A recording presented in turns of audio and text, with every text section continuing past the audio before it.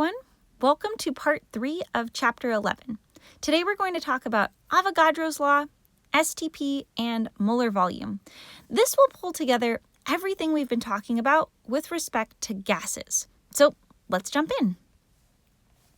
So our first topic of the day is Avogadro's law.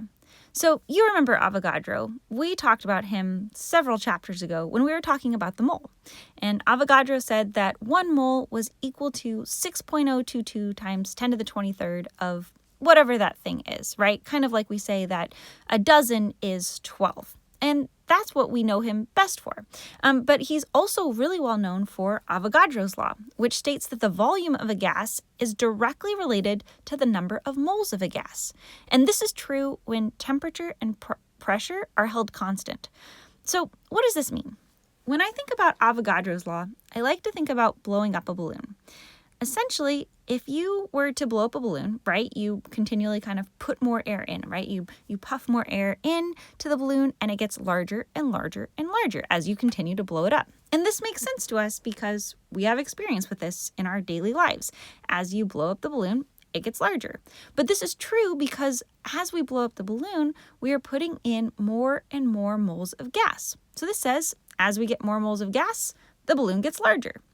The opposite is also true. If I was then to let out some of my moles of gas by deflating my balloon would get smaller, right? So that is what this directly proportional bit means. It means that as you increase one thing, it increases the others. So we increase our moles of gas and we increase our volume of the balloon. And the opposite's also true. As we decrease our moles of gas, it decreases the volume of the balloon. So that's what this equation here is showing. V1 over N1 equals V2 over N2. And this is true as long as pressure and temperature are being held constant. So as long as you're doing it kind of at room temperature and no conditions are changing. So here's an example that shows this. So in this scenario on the right, we have 1 mole of gas and it's currently occupying a volume of 1 liter. If I were to double my moles of gas, right, you see from here we go from 1 to 2. If I was to double my moles of gas, you can see that my volume also doubles, right? So I went from 1 mole to 2 moles, and I go from 1 liter to 2 liters. So as I put more gas in, my volume gets larger. So that's what it means when it says they are directly related. One thing goes up, so does the other. All right, let's go ahead and use this equation with an example problem. Okay, so this is calculating volume for a change in moles. So this is implying that we are going to use Avogadro's law. So let's go ahead and write down our equation. V1 over N1 equals V2 over N2. Okay, as you know from before, I really like to outline my variables so that I know what I'm working with. So V1, N1, V2, N2. All right, let's go ahead and read through the problem so that we can see what we're starting with, what we're trying to find, all of that good stuff. So it says a weather balloon with a volume of 44 liters. So I'm going to go ahead and write that down here for my V1, 44 liters. Is filled with 2 moles of helium. So I'm going to write that down here, 2.0 moles.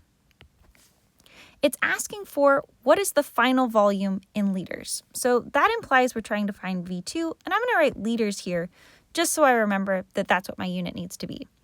And it says if 3 moles of helium are added to give a total of 5 moles of helium. Okay, so let's read that carefully. So our N2 is not going to be 3 moles of helium. It's actually going to be that 5 moles, right? So essentially we're taking our 2 moles and we're adding 3 along the way to get our 5.0 moles for our N2. Okay, and it says, assuming that the pressure and temperature do not change, which is great because we don't have a way to account for that in this particular equation. Okay, so now we've got V1 over N1 equals V2 over N2. And I'm trying to solve for V2, so I'd like to get that by itself. I will approach this the same way that we approached our combined gas law problems, and our first step is to cross multiply. So we're going to take these and multiply up. That gets us V1 N2 equals V2 N1. After we've got that, now we need to get V2 by itself. And here's V2 right there.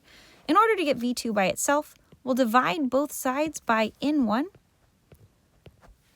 And I will go ahead and rearrange this because, as you know, I really like when my variables are on the left. So I'll put my V2 equals V1 N2 over N1. And if you didn't catch that above, I crossed out my N1s because they showed up on both sides. And now I've got my V2 alone. So I've got V2 equals V1 N2 over N1. And so now we can go ahead and plug in our values. So we have 44 liters for our V1 times our N2. So our N2 is 5.0 moles divided by our N1, which is 2.0 moles. If I go ahead and multiply the numbers on the top and divide by the bottom, I will get 110 liters as my V2. And so let's go ahead and logic check this. Okay, it says our initial volume was 44 liters when we had 2 moles. If I essentially increase my volume, right? I went from 2 moles to 5 moles. I increased my number of moles, so my volume should increase, right? And so we see that. We increased our number of moles, and our volume went from 44 to 110 liters. So that makes sense, and that all works out great. Okay, go ahead and pause here and work on problems 23 and 24 on your lecture worksheet. When you're ready, come back and we'll keep going.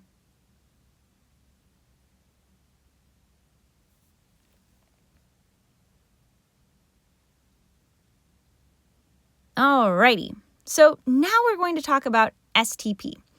STP is the standard set of conditions in chemistry, which is standard temperature and pressure.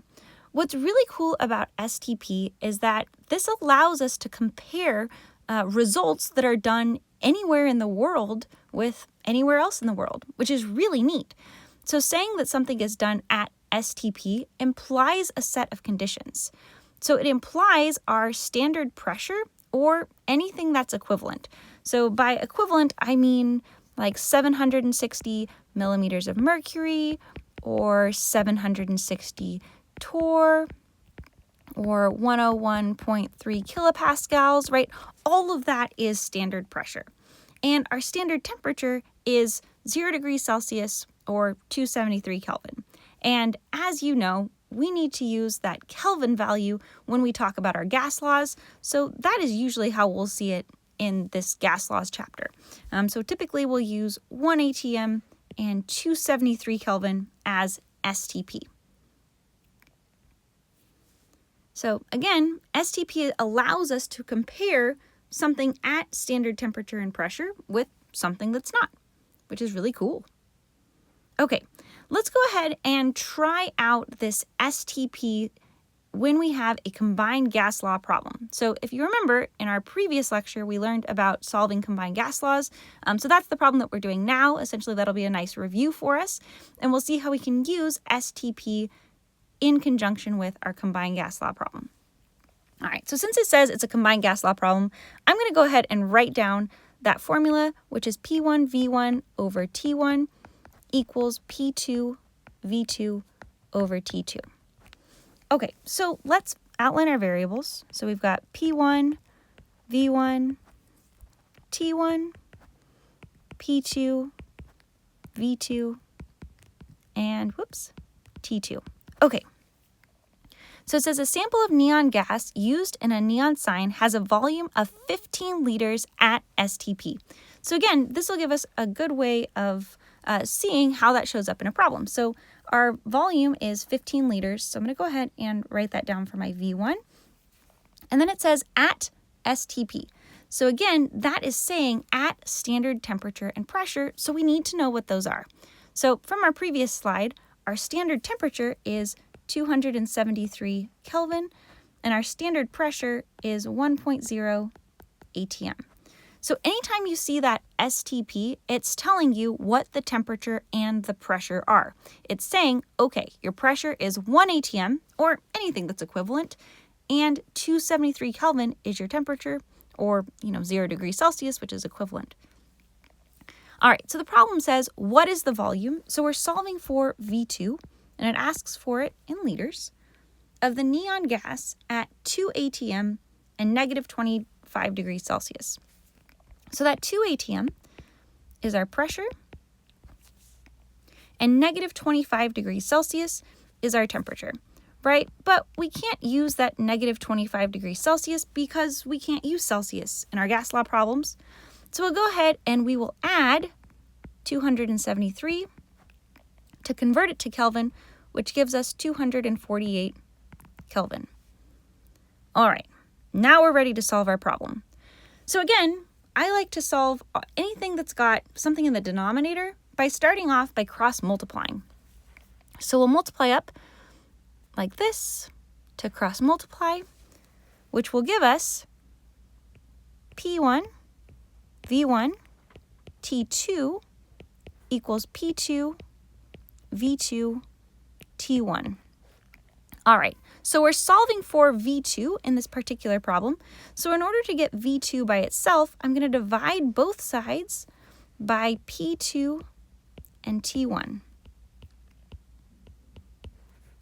All right, and that'll give us V2 by itself, which is what we were trying to find. Okay, so I like to write my variables that I'm solving for on the left, so I'm going to flip all of this around, and we'll get V2 is equal to P1 V1 T2 over P2 T1.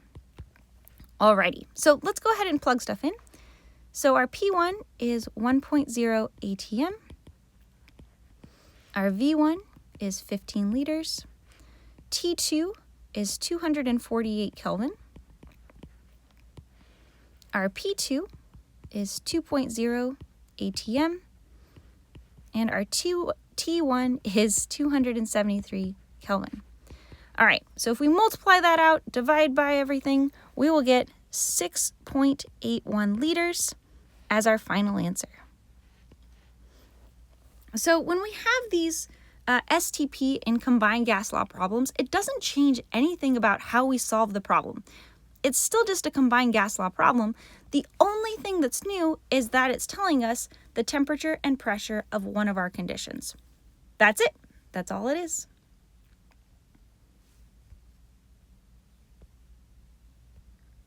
Okay, go ahead and pause here and work on problems 25 to 27 on your lecture worksheet. Once you're done, come back and we'll keep going.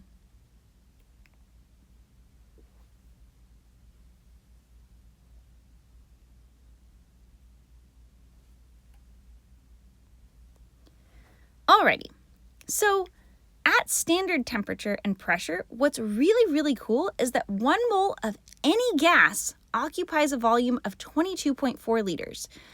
It doesn't matter at all what the gas is.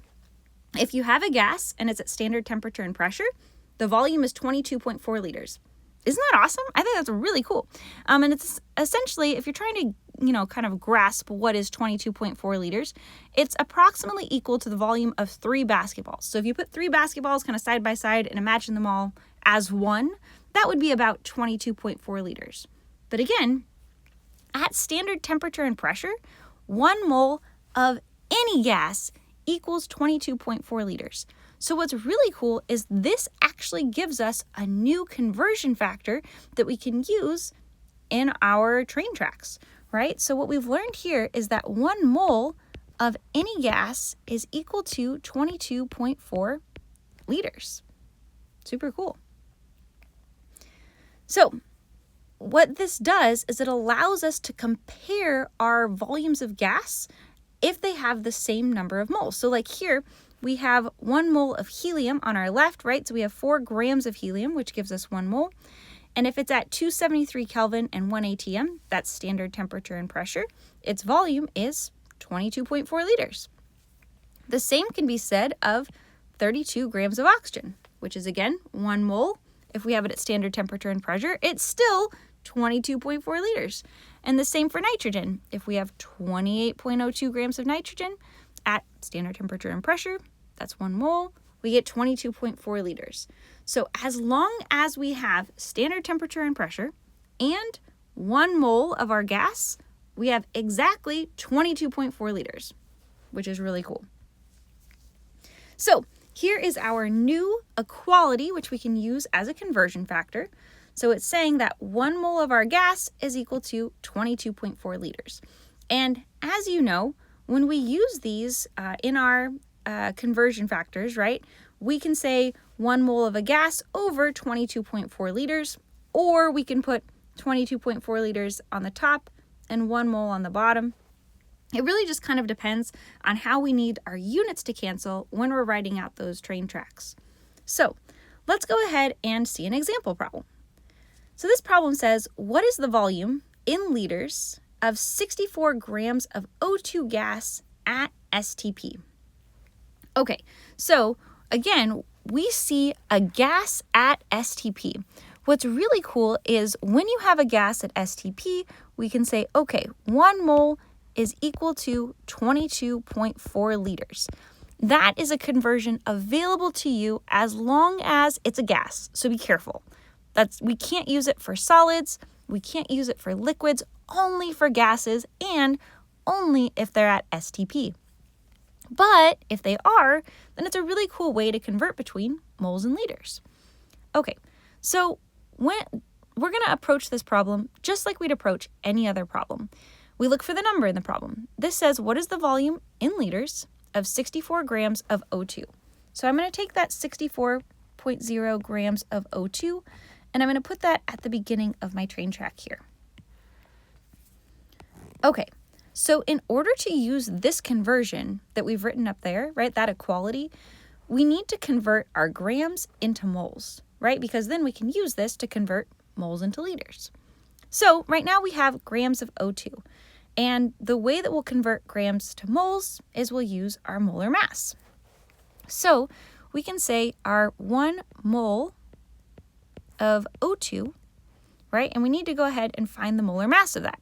So in order to do that, we can say, okay, we need the mass of 2 oxygens. So we've got 2 times 16, which is the mass of oxygen on the periodic table, and that will give us 32.00 grams per mole. So that's saying that 1 mole of O2 is equal to 32.00 grams. All right, so looking at this, remember we need to have our units cancel down and to the right. So if we have grams of O2 there, we need to have grams of O2 down here. So we look at this equality that I've just written down on the bottom, and we see that 32 is the bit that goes with grams, so we'll write 32.00 grams of O2 down on the bottom, and 1 mole of O2 on the top. So again, grams is going to cancel grams, and we've successfully converted grams into moles using the molar mass. Now we can convert moles into liters using that conversion above. So again, we need to make sure our units cancel down and to the right. If I have moles of O2, then I need to write moles of O2 down there. And that means that this portion is going to go on the bottom, right? So that's 1 mole of O2.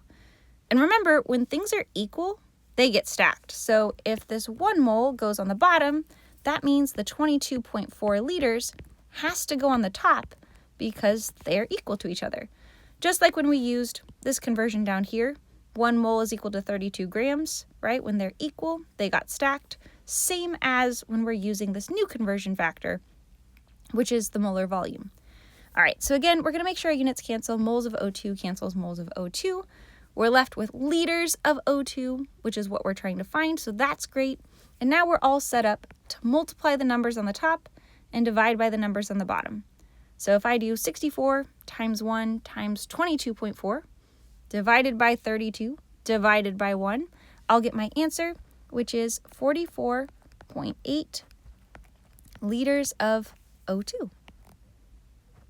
So that is how we use this 1 mole equals 22.4 liters to find the volume of a gas. And again, remember, this can only be used when we are at STP. All right, go ahead and pause here and work on problems 28 through 32.